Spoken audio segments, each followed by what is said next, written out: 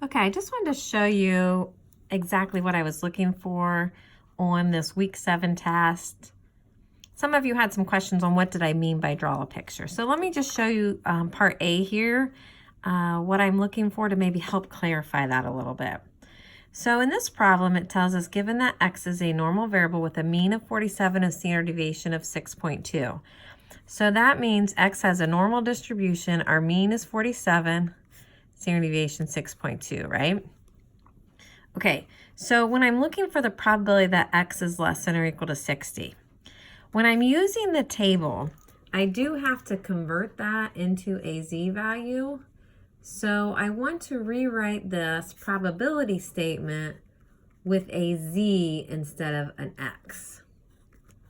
Okay, so when I use my formula, z equals x minus mu over sigma, I would plug in my 60 for my x, my mu of 47, and my sigma of 6.2.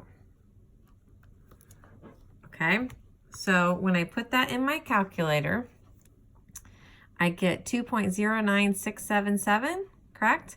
So for the z table, we do want to round it to 2 decimal places.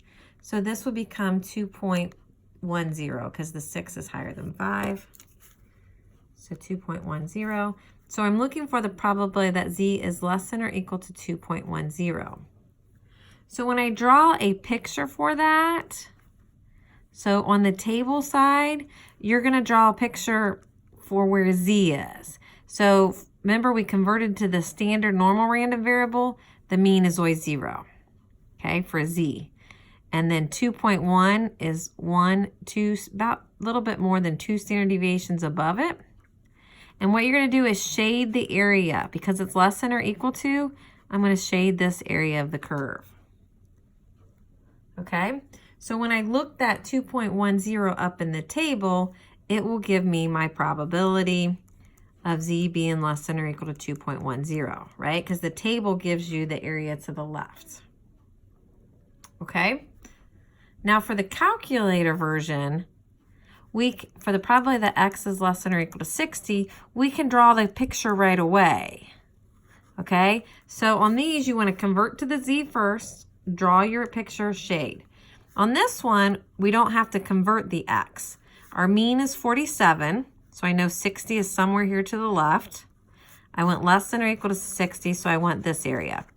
Now, the reason I have you draw the picture here is when you do normal CDF, if you shade the area you want, then you can see from left to right, your shaded area is your lower bound, upper bound. So my lower bound is something way over here. I know in one of my videos I used -1e99. I know the Newton uses like -9999 or something. So you can do either one, -9999. I'll do -1e99 so I can show you on the calculator. Upper bound is 60.